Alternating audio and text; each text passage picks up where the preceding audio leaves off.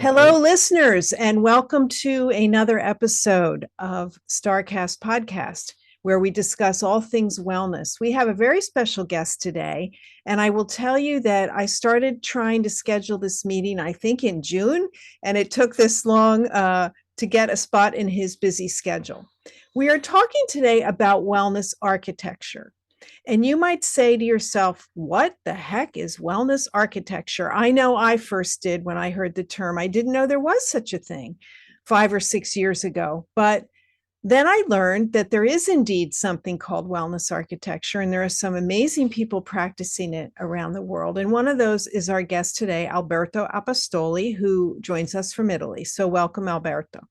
Thank you. Thank you, Lisa. Studio Apostoli is a pretty large firm, and Alberto has done amazing work around the world. I think every continent, but maybe Australia, at least from what I could tell.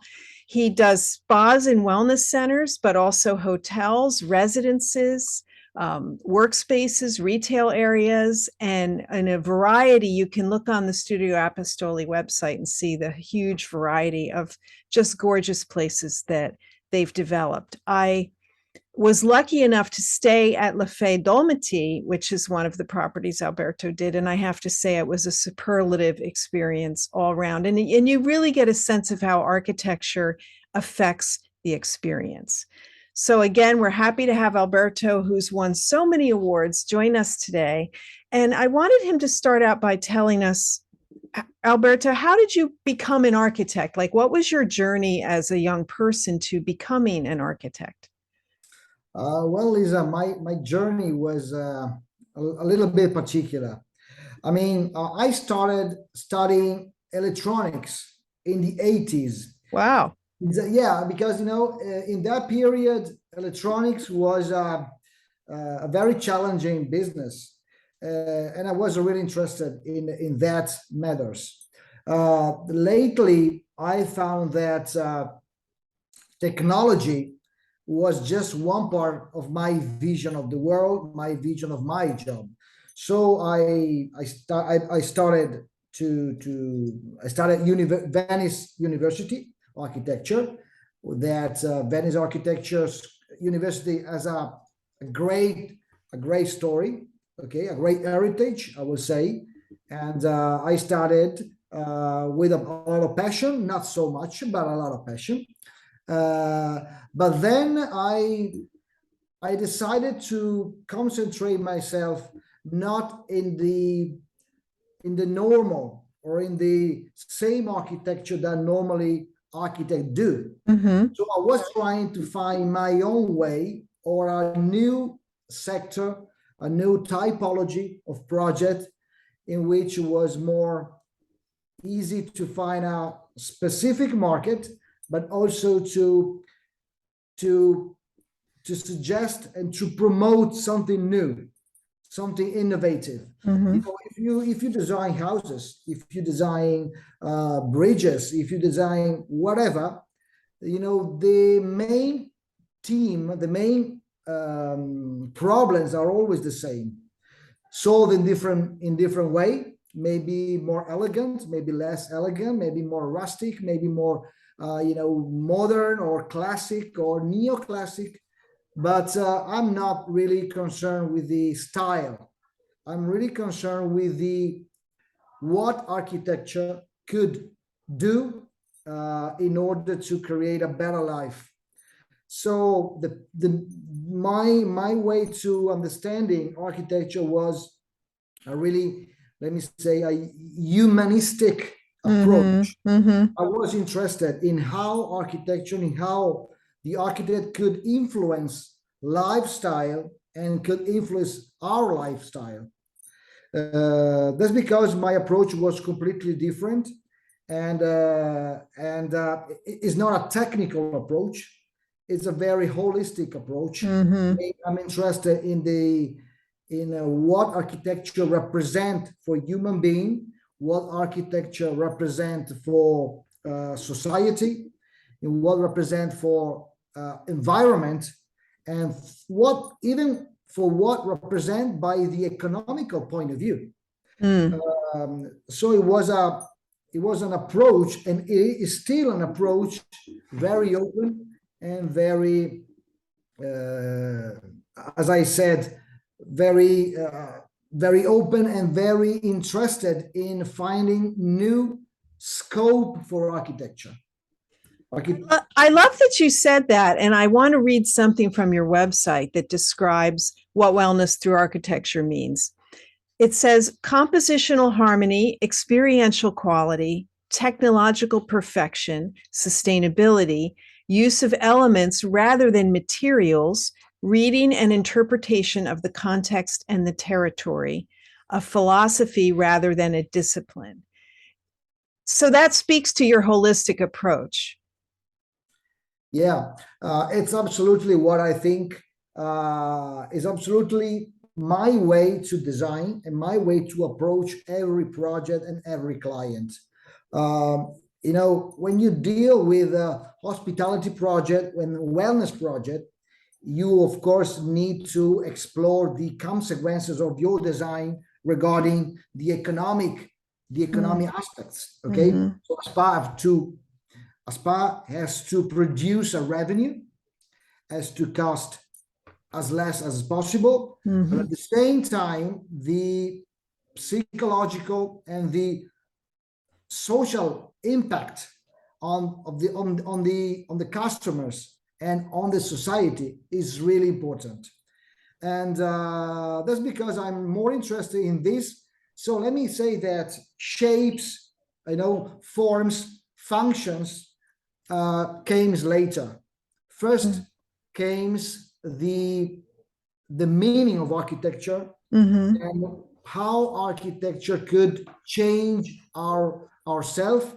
And at the same time, as you can change ourselves, we can change our way to understand society, to understand the problem, to understand also our relationship with the others. So architecture is a way to produce wellness. As, my claim, it's wellness creator through architecture. And it means that what we really like is to create a good effects on people, starting from architecture, but not only by architecture.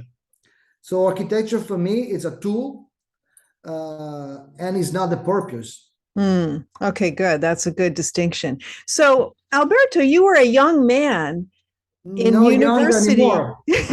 you were a young man when you started university. What made you look at architecture differently than what you were being taught? What made you look beyond into the larger purpose?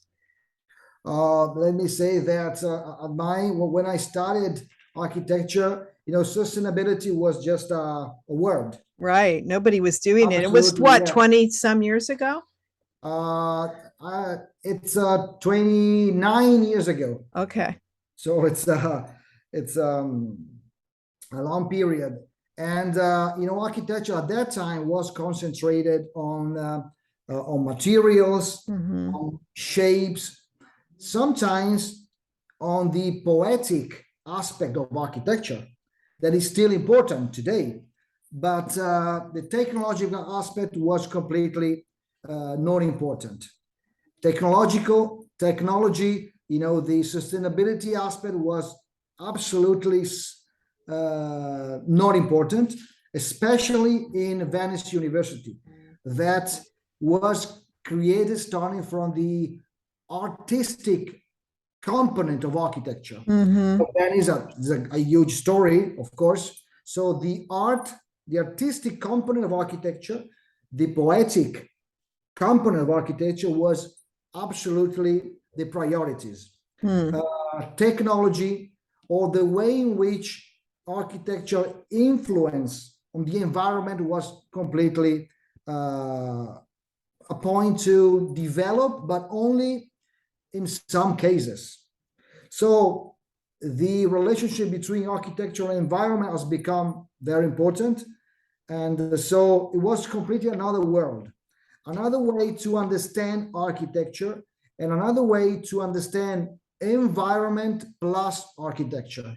Well, I think it's great that they go together now, because when I think back on, way buildings were built, it was all about the building, right? And making this magnificent building, whether it was a cathedral honoring God or, an office building honoring a titan of industry, but they made it more about the building and less about the context of the space or the environment that it is in. And I love the way architecture has evolved with you, I'm sure, as one of the driving forces to consider how it fits into the space around it and how it impacts the person who walks through it.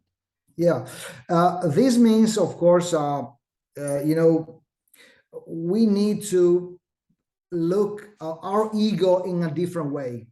Normally architecture is an art, of course, and the artists normally try to prevail with their hearts rather than to be rather to to, as I said, architecture comes first. Mm-hmm. My art comes first, and so try to promote themselves more than the environment in which they are going to design.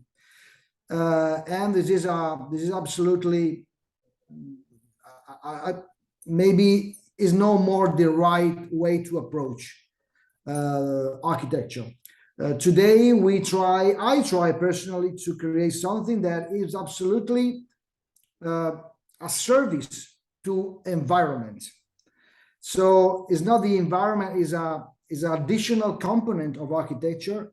My architecture get into the environment, trying to be very with a very soft way, and try to create a more homogeneous integrations with the environment, with nature. I think this is a more respectful way to think, and is absolutely the future. So you need to step back with your ego and try to be more respectful on architecture and on how architecture could influence our environment and human being in general.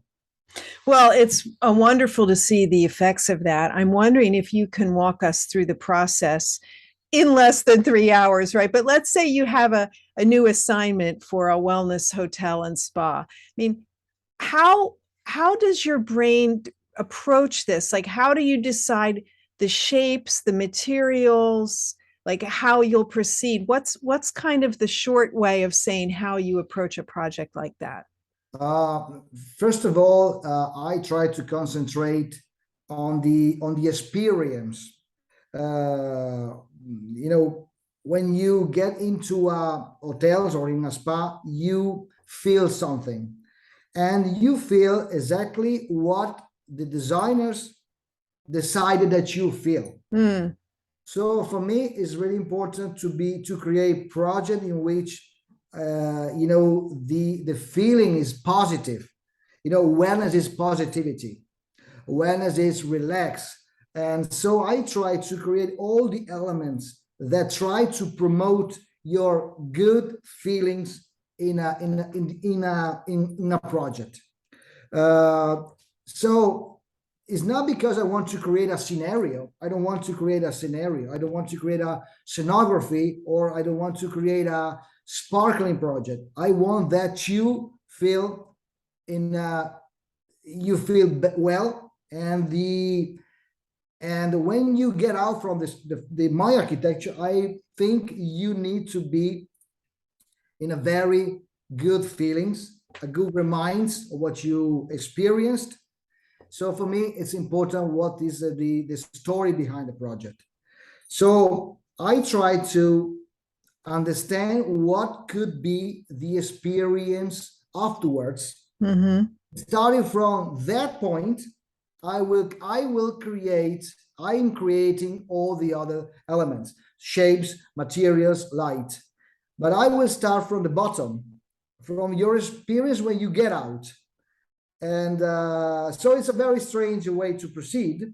But after all, after your experience in a hotel, maybe in my project, as you said, you bring with you something. I try to concentrate on what will be your luggage of experience afterwards. Mm-hmm. And so it's a completely vice versa process. And I think it's quite funny because thinking of your last is like to feel, when you got a dinner, maybe, okay, what's the end of a good dinner is a coffee, is a dessert. Mm. And this is because it's the sweetest reminds of your experience. And so the best thing is to concentrate yourself on that part. I think it seems like a great way to approach it, honestly, focusing on what the feeling should be and working backwards. But it sounds like it could be a challenge for the linear brain anyway. So I suppose you understand the story and that the owner or the developer is trying to tell. You focus on that experience. And then, of course, there's a budget involved. So you think about, well, what are the Yeah. materials we'll use? I mean, how about the incorporation of the site, the geography? How does that play into it, Alberto? Oh yeah, the geography, the sun movement, or the mountains, or maybe the lake, everything. It's the first things. So architecture has to create the perfect, has to emphasize what nature already done. Mm-hmm. So a really good experience talking about wellness is when you decide to promote what nature already done. This is the best experience. So you need to concentrate everything on that at the first moment, and it's quite important. Even if sometimes even important architects try to forget. They try to think about the shape. What I'm really thinking is about the shape in relationship with what you see Mm-hmm.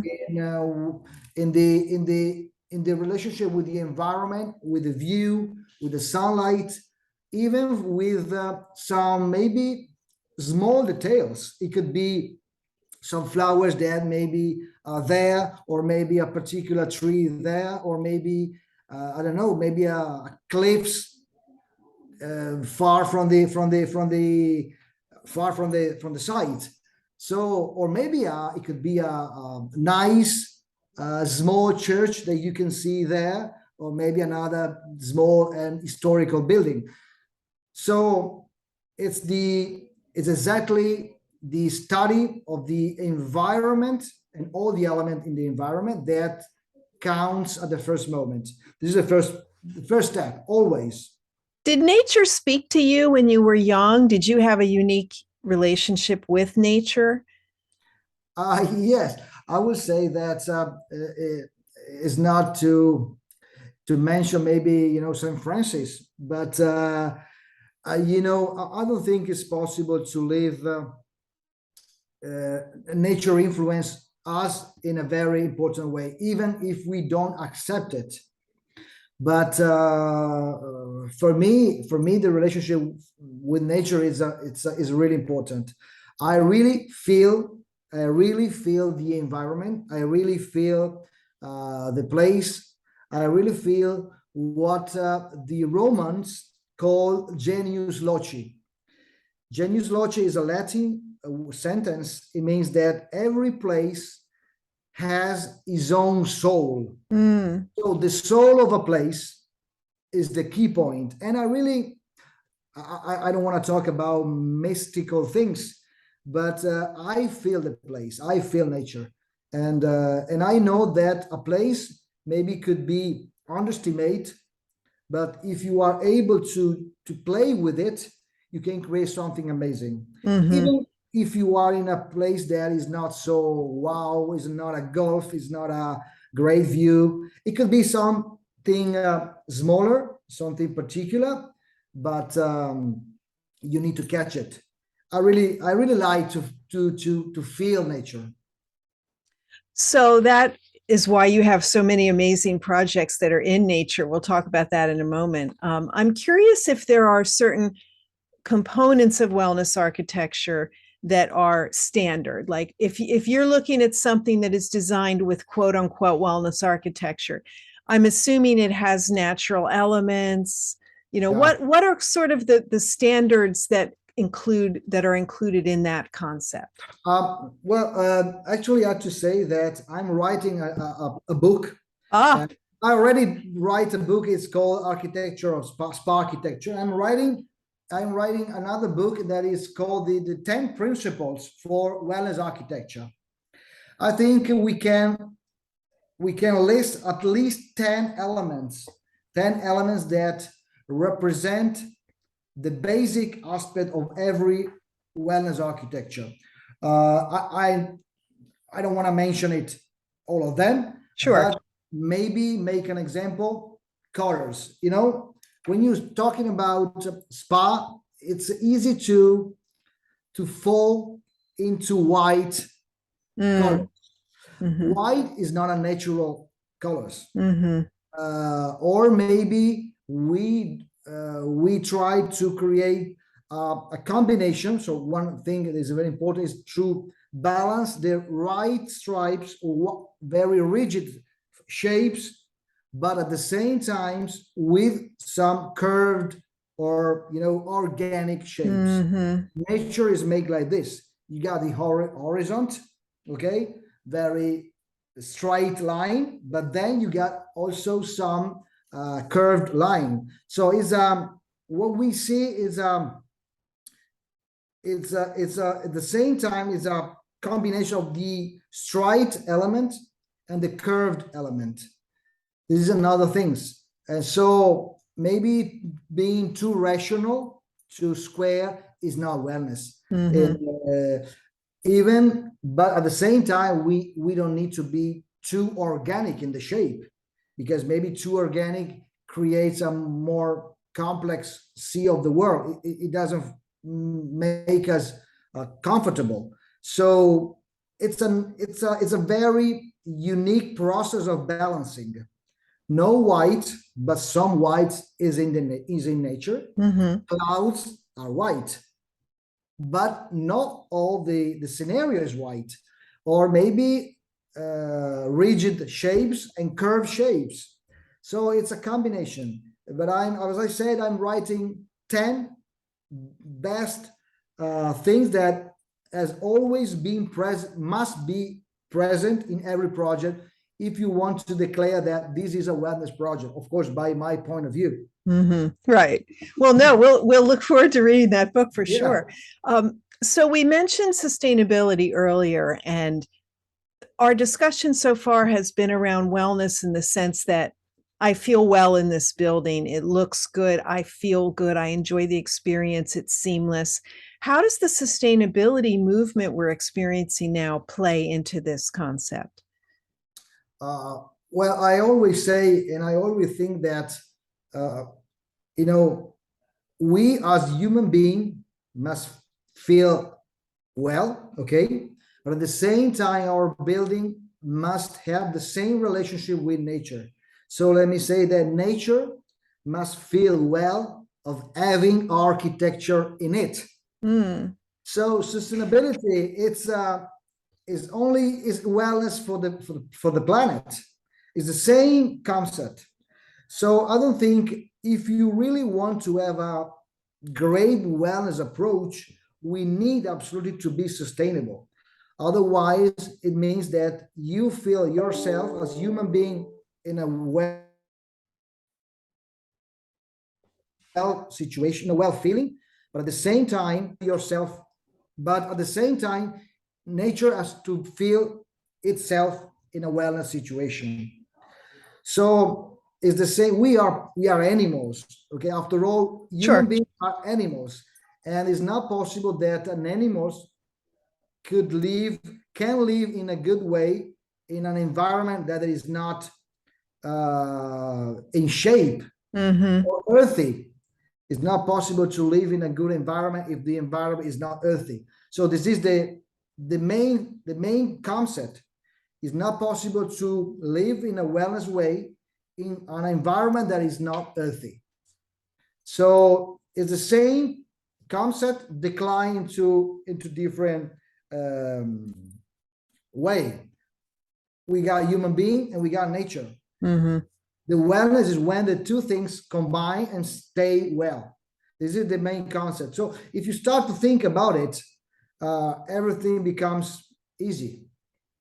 Are you finding, Alberto, that it costs more for a person to create something in a sustainable, well way than it does in a standard way? Does it cost more money? Not necessarily. Of course, not necessarily regarding the architecture in general. For what regarding the energy production, maybe it's more expensive, a little bit more expensive. But I don't think it's necessarily more expensive. Why is the energy more? What happens? Because there's more glass, or? No, because normally we need to find a new way to produce energy. Maybe we need to use cogeneration. Maybe we need to use geothermal stuff, or maybe solar panel, or maybe other way to produce energy.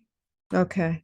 But normally we need also to reinvent and to reuse the traditional way to manage maybe the air exchange. Normally to have an air exchange system in a spa, we need to have a mechanical tools.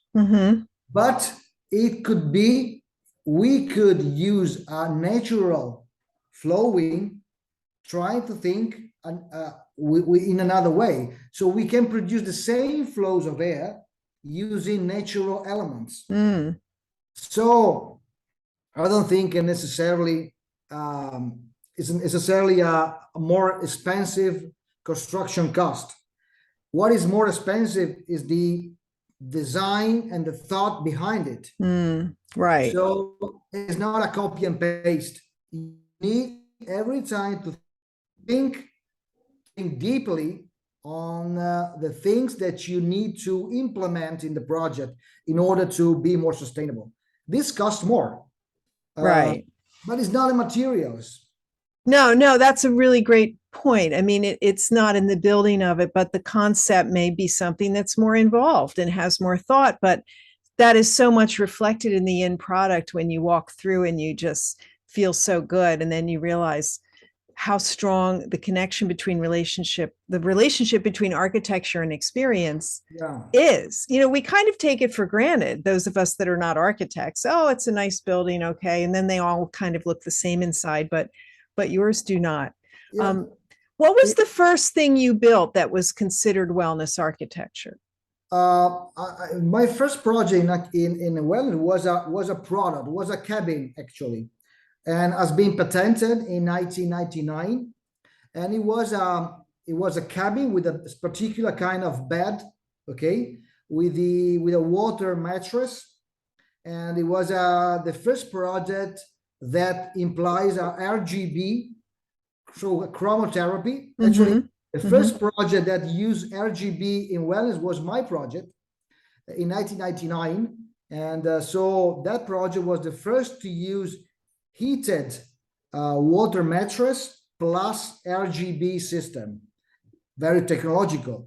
But in that case, we tried to create a kind of total experience starting from all the senses. So it was possible in that cabin to use a mesotherapy. The same time you had to smell something, you had to see lighting, and you have to touch different surfaces. Starting from this point, I would like to say that maybe it's just a thing that I want to say, because for me it's very important. We need the best way to understand if a project is really wellness is when we live the project without the eye.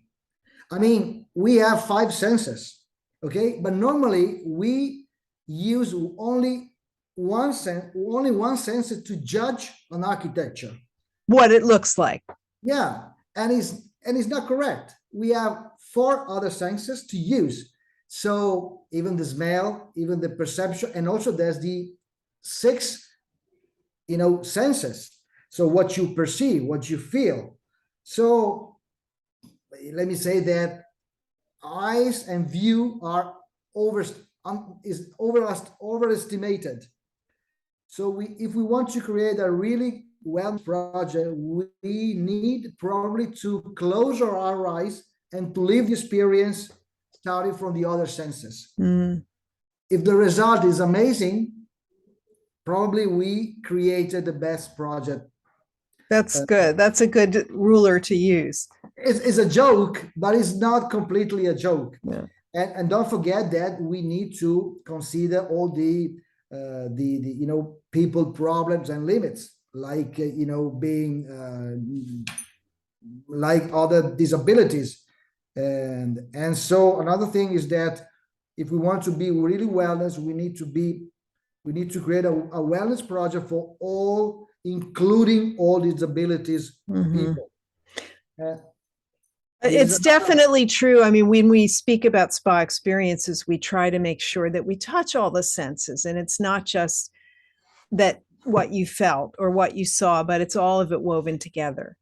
Yeah, and absolutely, if we are able to use all our senses, the experience is really stronger, not double, maybe 10 times.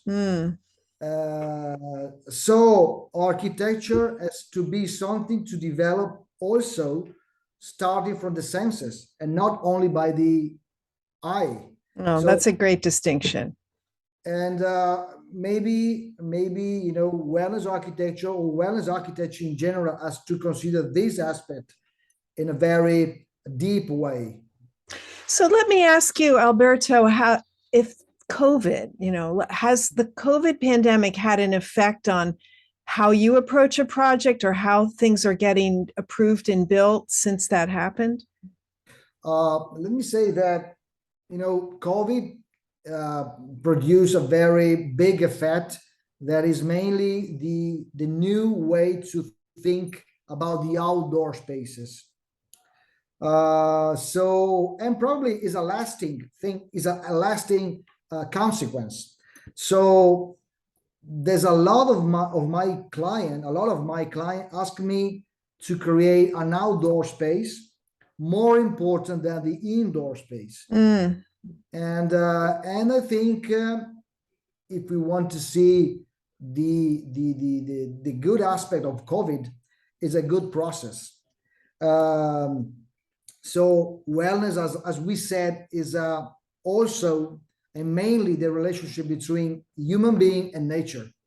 And so the fact that the outdoor is increasing, the importance in the spa facilities, this will help this concept.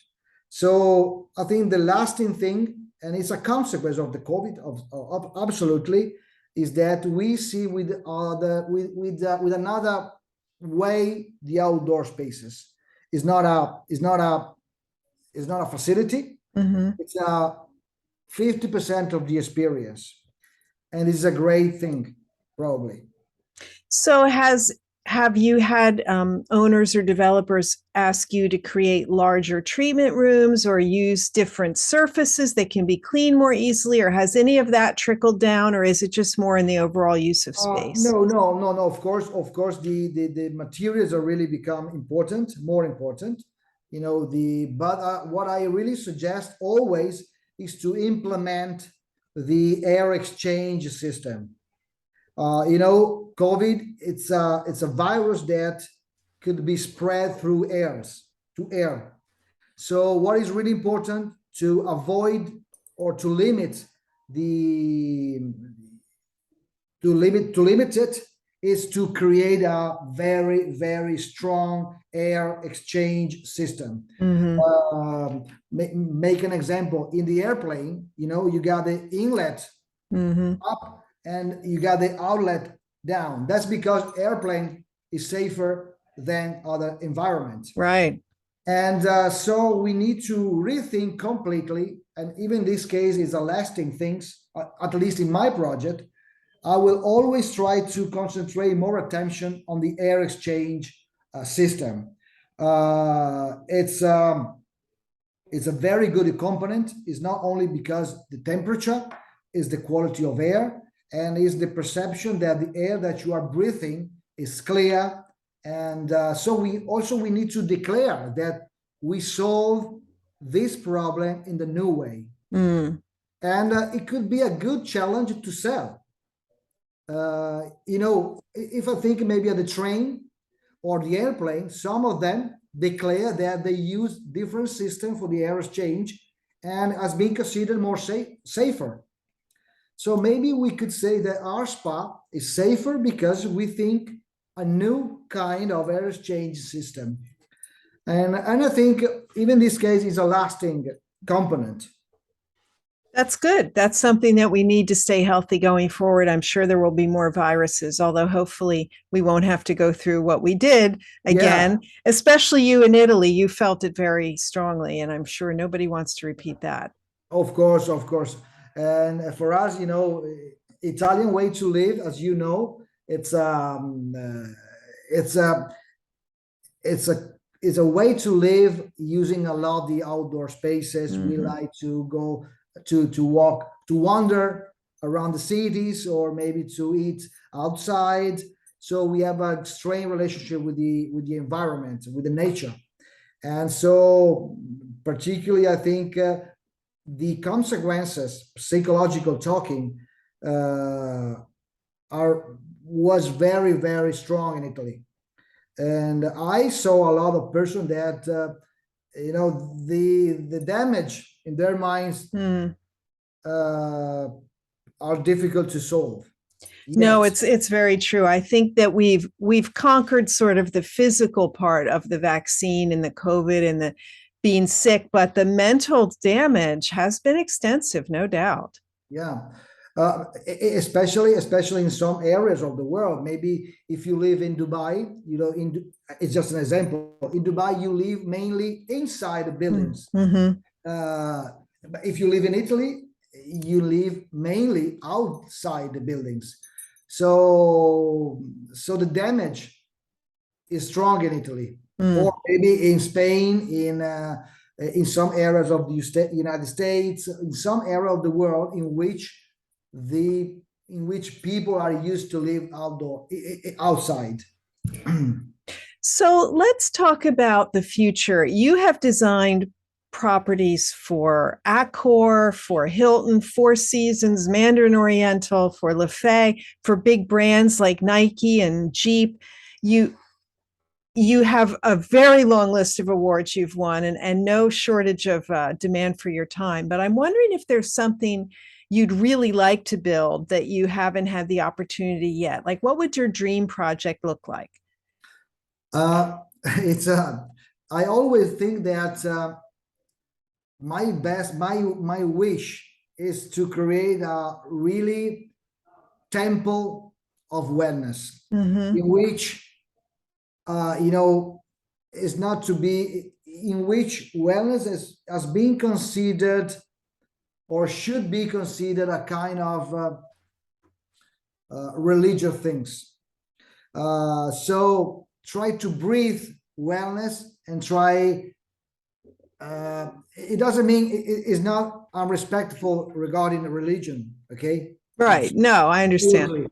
But I would like that to create a project in which you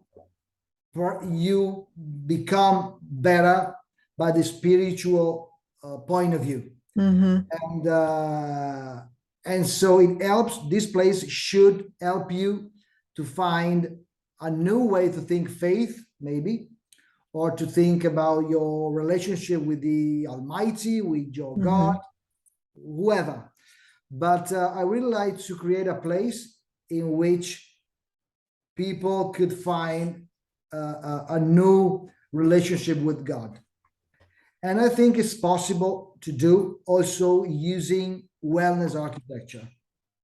Well, I hope that you get the opportunity to do that. I hope someone listening hires you to do that.